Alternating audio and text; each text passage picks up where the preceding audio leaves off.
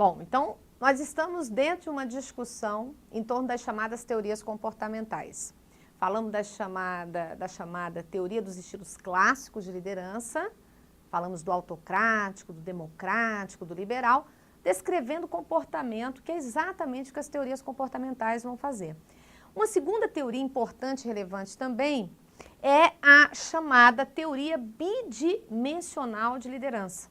Essa teoria foram estudos conduzidos pela Universidade de Michigan, entre tantos teóricos, né? Ela é atribuída a Likert, mas foram vários colaboradores estudiosos junto com ele, desenvolveram o entendimento de que o líder ele deve ter duas dimensões de preocupação. O líder ele pode estar preocupado com a dimensão chamada pessoas e com a dimensão tarefas. Então, como o próprio nome da teoria afirma, ela é chamada de teoria bidimensional. A gente vai pensar em duas dimensões de preocupação. Como é que isso pode aparecer em prova? O líder orientado para pessoas ou o líder orientado para tarefa. Então, a gente tem que ter aqui uma exata ideia acerca do que seriam as características de dois comportamentos diferenciados, um orientado mais para o relacionamento e o outro orientado mais para a produção e execução da tarefa. Então, vocês vão se deparar no material de vocês com esse quadro comparativo e que nos remete à exata ideia acerca da diferença que há dessas duas preocupações.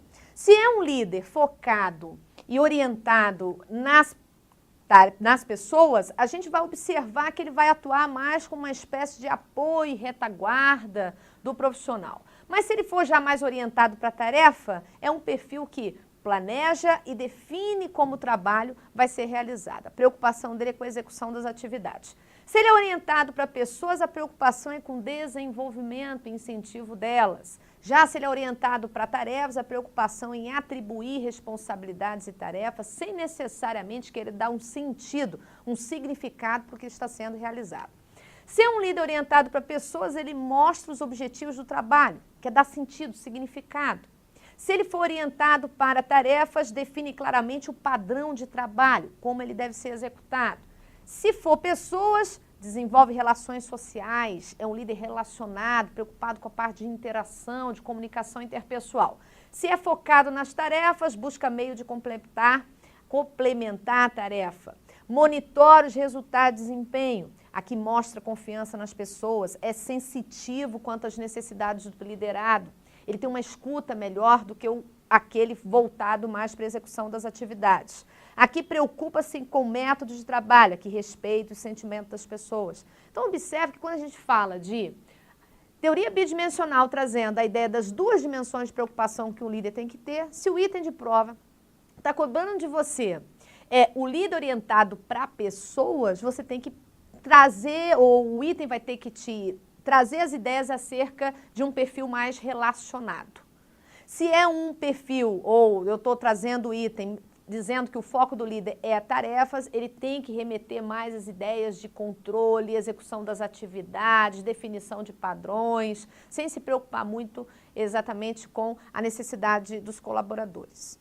Então, é uma teoria muito tranquila, quer queira ou quer não, quando a gente falou dos 3 estilos clássicos, a gente já discutiu quando é orientado para tarefa, quando é orientado para pessoas. O próprio Likert ele vai dizer que esse perfil orientado para pessoas é um perfil mais democrático e esse orientado para tarefa é um perfil mais autocrático. Questão de prova. A liderança orientada para tarefa, olha como é que o item vem.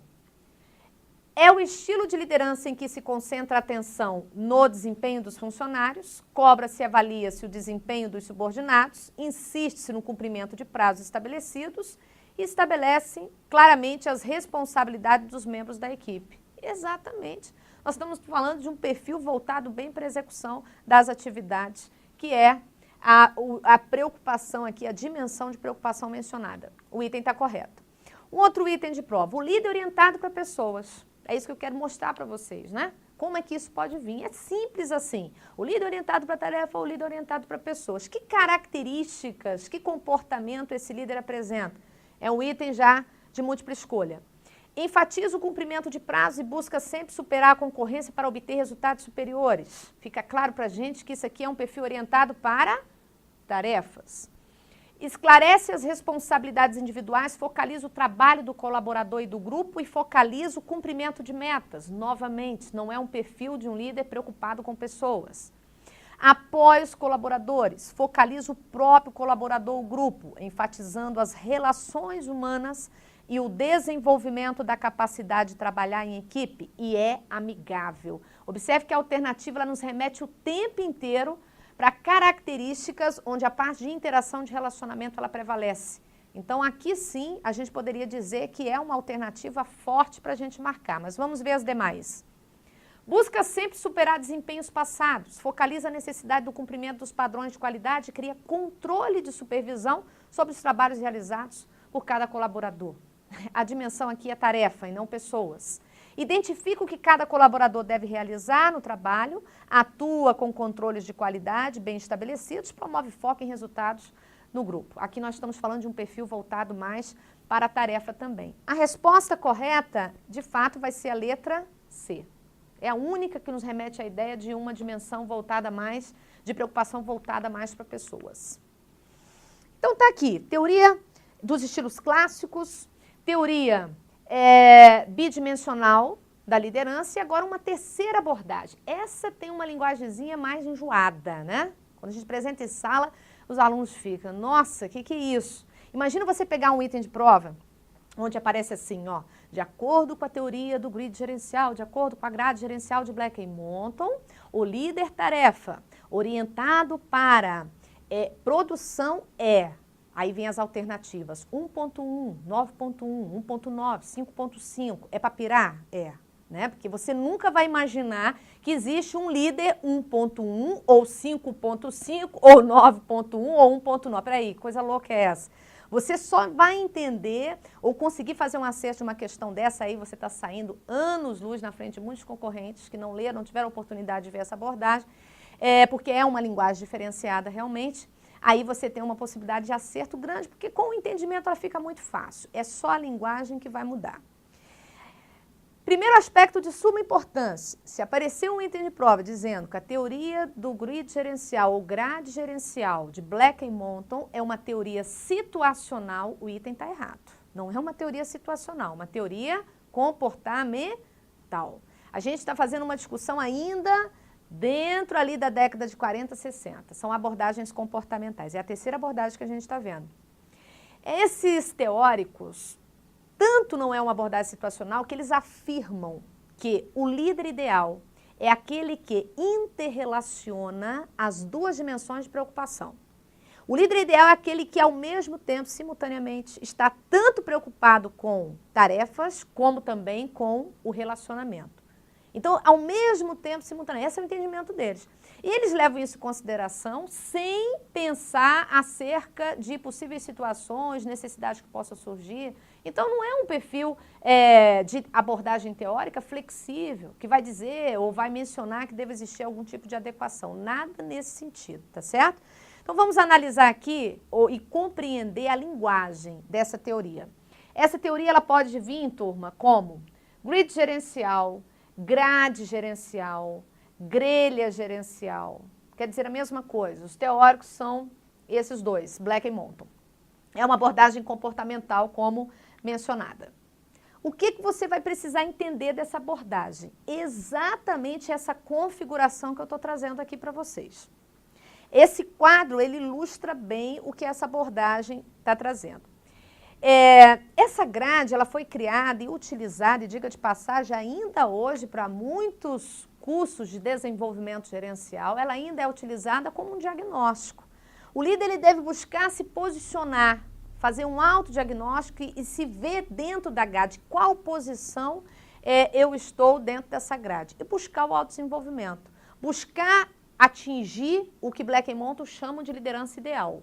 Ele deve estar simultaneamente focado tanto nas pessoas quanto nos resultados. Ele vai dizer que o líder ideal é esse perfil. Agora, dentro da grade, para que a gente consiga entender, observe que ela é uma grade 9 por 9.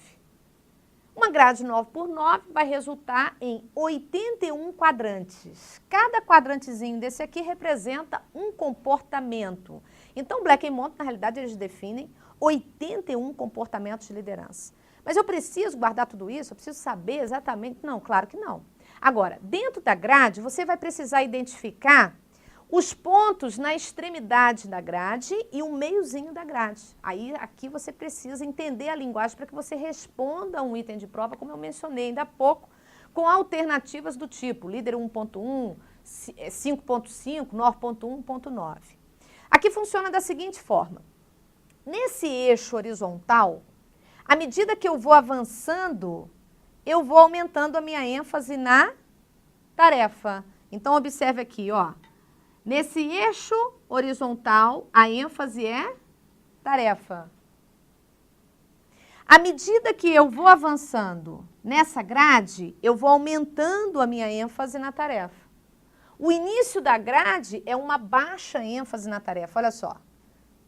Eixo horizontal, aqui é uma baixa ênfase, à medida que eu vou avançando, aumenta a minha ênfase na execução das atividades. Agora, aqui nesse eixo vertical, a gente está falando de ênfase aonde? Nas pessoas. Aqui é o líder que enfatiza a tarefa e aqui é o líder que enfatiza quem? Pessoas. Quanto mais baixo aqui na grade, ó, mais baixa é a ênfase nas pessoas. À medida que eu vou avançando na grade, eu vou aumentando a minha ênfase nas pessoas. Então, vamos entender aqui. Esse primeiro quadrante é o 1.1.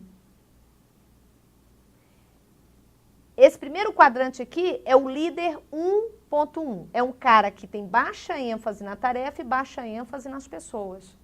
Analisa comigo. Black e Monto afirma assim, ó, o líder ideal é aquele que interrelaciona as duas dimensões de preocupação. O cara tem que estar preocupado ao máximo e simultaneamente com pessoas e tarefas. O líder 1.1, que tem baixa ênfase nas tarefas e baixa ênfase nas pessoas, é a liderança ideal, segundo Black e Monto? Nunca, está longe de ser. É tão longe, que eles chamam essa liderança de liderança empobrecida. Olha só, a liderança empobrecida, ou líder 1.1, é aquele que tem baixa ênfase na tarefa e baixa ênfase nas pessoas. Está longe de ser o ideal, de acordo com Black e Monto. Se eu me encaixo aqui, ó, se eu ao me fazer um autodiagnóstico enquanto líder, me encaixo aqui, eu tenho que buscar o autodesenvolvimento, eu tenho que ir aumentando a minha ênfase nas pessoas, nas tarefas, para que seja de acordo com o que eles entendem como líder ideal. Se eu pensar aqui nesse quadrante, né, eu estou discutindo esse quadrante aqui, ó, líder 1.1. Agora, se eu vim aqui para a ponta dessa grade, nesse outro lado aqui, nesse outro extremo, eu tenho esse quadrantezinho onde vai ser alta ênfase nas tarefas, mas baixa ênfase nas pessoas. Então, aqui eu tenho o líder 9.1. O 9.1 é chamado de autoridade. Ele enfatiza muito tarefa, mas enfatiza pouco pessoas. É o líder ideal na concepção de Black e Monto? Não, também não é o ideal. Aqui ele vai conseguir até resultados, mas, segundo Black e Monto, a custo das pessoas. Não é a liderança ideal. Agora vamos aqui novamente vir para esse extremo aqui, ó, mais superior da grade. Aqui eu tenho um líder que enfatiza muito pessoas, mas enfatiza pouco tarefa. Esse é chamado de líder 1.9. É um líder que enfatiza pouco tarefa, mas enfatiza muito pessoas. É um líder relacionado, também chamado de Country Club. Olha a linguagem utilizada dessa teoria. Essa que é a grande questão. É uma teoria chatinha, porque traz uma linguagem diferente, mas concorda comigo que a gente está chovendo no molhado? Eu estou falando de ênfase na tarefa e ênfase nas pessoas, mas trazendo isso com uma linguagem diferenciada. E aí, é claro, que se o item está cobrando de você, de acordo com Black e Monto, ele vai utilizar a linguagem da abordagem. E aí é onde atrapalha um pouco se você, né, não se familiarizar com a linguagem própria dessa teoria. Mas não é nada de tão absurdo ou nada de tão complicado assim, é apenas o próprio entendimento da linguagem. Aqui, então, eu tenho um líder que enfatiza pouco tarefas e enfatiza muito pessoas. É um líder muito relacionado. Black-Monto vai dizer que não é o ideal. Vai dizer que esse aqui, a tendência dele é até minimizar os erros dos colaboradores, porque ele é muito focado no relacionamento e esquecer a execução do trabalho, esquecer o alcance de resultados. Então, também não é o ideal. Aqui no meiozinho, eu tenho 5.5. O 5.5, Black-Monto vai dizer assim, o cara está no meio do caminho, é chamado de meio termo, homem da organização. É um líder que enfatiza tarefas? Sim. Enfatiza pessoas? Também sim. 5.5. Está em processo de desenvolvimento, mas é o ideal ainda? Não. Para Black-Monto, o líder ideal, ele está aqui, ó. Nesse quadrante superior aqui extremo. Porque aqui eu tenho maior ênfase nas tarefas e maior ênfase nas pessoas. É o que Black-Monto vai chamar de líder 9.9, equipe ou equipa. Então, quando eles afirmam assim, ó, o líder ideal é aquele que interrelaciona as duas dimensões de preocupação. Foco tanto nas tarefas quanto nas pessoas, ao máximo e simultaneamente, nós estamos falando desse líder. Agora, o que você precisa saber? Professor, pelo amor de Deus, eu tenho que ter de fato essa configuração em mente para dar conta de uma questão de Black-Monto? Não, vou te dar a dica agora. Como é que você vai analisar esses itens de prova? Você vai pensar o seguinte, ó. Você vai pensar da seguinte forma.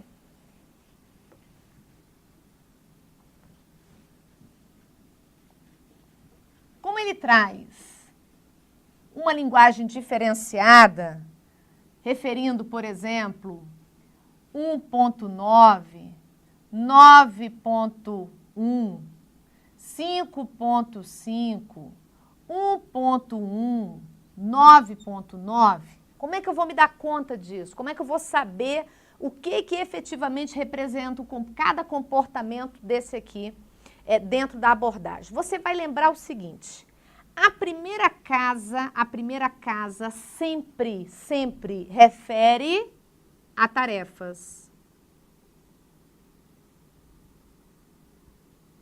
A segunda casa sempre refere o quê?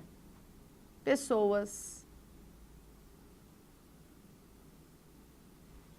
Então, se eu falo do 1.9, eu estou dizendo que é um líder que enfatiza pouco tarefa, primeira casa sempre tarefa, e enfatiza muito o quê? Pessoas. Se eu falo do 9.1, eu estou dizendo que é um líder que enfatiza muito tarefa e enfatiza pouco pessoas.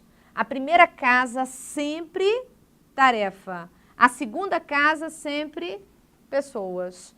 Se eu falo do 5.5, estou falando do meio termo. Enfatiza tanto tarefas quanto pessoas, mas não o tanto quanto o 9.9, que segundo Black-Monto é o líder ideal.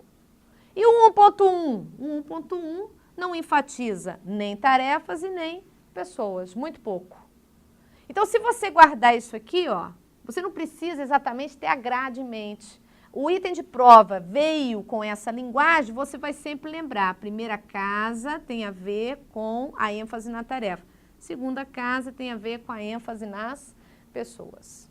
Vamos analisar alguns itens de prova sobre essa abordagem, para que vocês entendam como é que isso pode aparecer e ser um diferencial. Se acerta uma questão dessa, você está ano-luz na frente de muitos concorrentes, porque não é uma teoria, às vezes, nem muito trabalhada em sala de aula.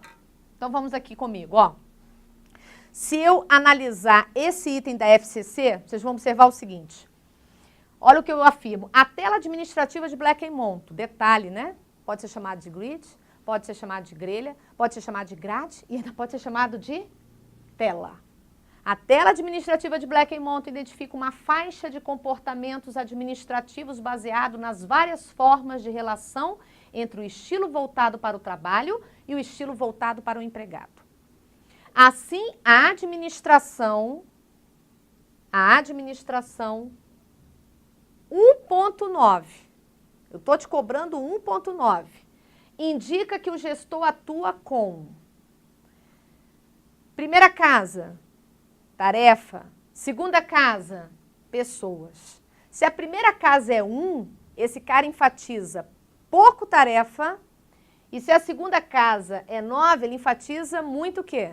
Pessoas. Eu te respondi já. A gente vai ter que encontrar uma alternativa onde fala-se de maior preocupação com pessoas e menor preocupação com as tarefas, com a produção. Vamos ver aqui a letra A. Baixa preocupação com os empregados. Já está errado, gente. Já está errado, porque olha só. A segunda casa aqui é pessoas. É alta preocupação. Então já está errado. Letra B. Pouca preocupação com os empregados. Novamente, já está errado, não é pouca. A segunda casa é pessoas e é 9, é muita preocupação. Pouca preocupação com os empregados. Já está errado também? Já, ó. Pouca preocupação, não, muita preocupação com o empregado. Aqui, novamente, né? Pouca preocupação, baixa preocupação com o empregado. Então, de cara, a gente tendo essa clareza aqui, ó, a gente não perde nem tempo, né?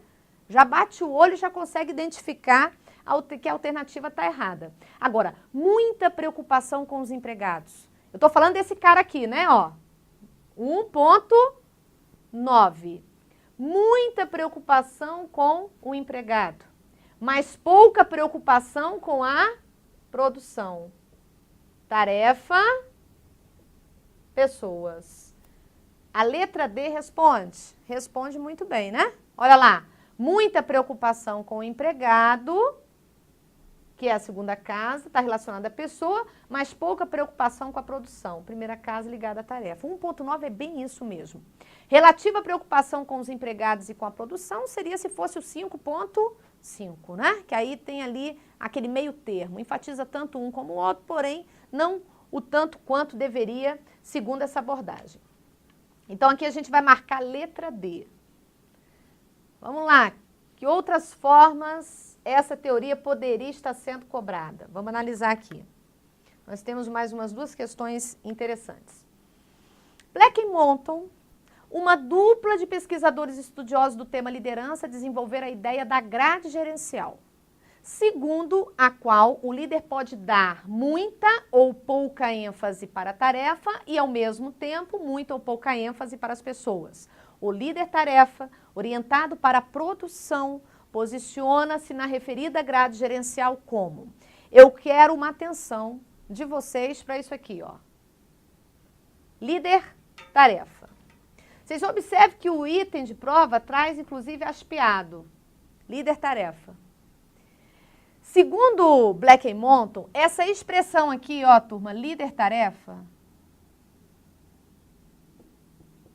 líder-tarefa, ela está para líder. É uma expressão que, no fundo, quer dizer líder. Não quer dizer que é um líder orientado para a tarefa. Eu quero dizer que o líder-tarefa é um líder. E o líder-tarefa também pode ser voltado para pessoas? Pode. O item de prova está dizendo do líder-tarefa voltado para a produção, ou seja, voltado para a execução das atividades. Mas eu poderia também me referir ao líder-tarefa orientado para pessoas. A gente vai ver no próximo item. Agora, se eu estou falando do líder voltado para a produção, eu estou falando que ele enfatiza muito produção e pouco pessoas. Vamos lá? Qual dessas alternativas aqui realmente atende ao enunciado? O 1.1 não. Por quê? O 1.1 não enfatiza nem pessoas e nem tarefas. A letra B, 1.9. 1.9 também não, porque a primeira casa é sempre tarefa e ali está dizendo que é baixa ênfase. A letra C, 5.5, é o meio termo, é lá e cá. E aqui o item está dizendo que ele é mais orientado o quê? Para produção. Então, letra C também está descartado. 5.9 não, você não vai precisar. Dentro da grade, essas outras, se a gente for pensar essas outras configurações, esses outros quadrantes, não é relevante. Você tem que se preocupar com os extremos e o meio, tá? Também está fora. Agora, se eu falo do 9.1, é a alternativa perfeita. Primeira casa, tarefa. Segunda casa, pessoas. Enfatiza muito produção e pouco pessoas. É a letra E, porque aqui eu estou falando de produção. Produção também tem o mesmo sentido de tarefa, tá, pessoal? Vamos dar uma olhadinha no próximo. De acordo com o modelo explicativo da liderança atribuída a Black e Monton, novamente, olha a expressão aqui, ó, turma. O líder tarefa é uma expressão apresentada dentro da teoria de Black e Monton, que quer dizer o quê? Líder. E esse líder pode ser orientado para a produção, vimos isso no item anterior, mas também ele pode ser orientado para quê? Para pessoas. Esse líder tarefa orientado para pessoas, dentro da grade, aonde é que ele se posiciona? 1.1, não, porque isso não enfatiza nem lá e nem cá. 1.9, olha só, turma, se ele é orientado para pessoas, nós estamos falando do 1.9, porque o 9 representa o quê? Pessoas, maior ênfase nas pessoas, e o 1 representaria o quê? Tarefa. Perfeito? Então, vamos marcar a letra B. 5.5 não, já entendemos, é o meio termo. 9.9 é a liderança ideal, seria maior ênfase tanto nas pessoas quanto nas tarefas. E o 9.1 não, porque nós estaríamos falando de um líder orientado mais para tarefa. Entenderam, então, como é que esse item poderia estar sendo cobrado? É uma atenção, de fato, é uma linguagem diferente, mas é um diferencial, e eu digo que é um diferencial competitivo.